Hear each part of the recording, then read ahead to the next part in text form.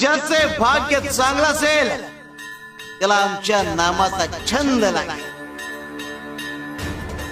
आणि त्याच्या मुखात सतत नाम जप असेल.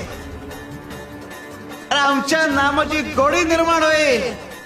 ध्यानी मनी स्वप्नी ही नाम संजीवनी वदनी असेल. त्याला निरंतर सुखाची प्राप्ती होईल.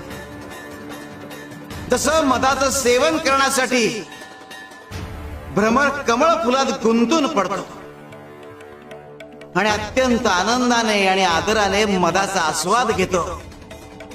आमच्या भक्ताचे मन आमच्या नामाचे ध्यान लागून उच्च पातळीवर स्थिर होते. मन नामात एकाग्र होईल. त्याची चंचलता नाहीशी होईल आणि त्याचे उन्मन होईल. अरे नामस्मरण हेच प्रपंच व परमार्थ साधनाचे साधन आहे. शिवाय शंकर.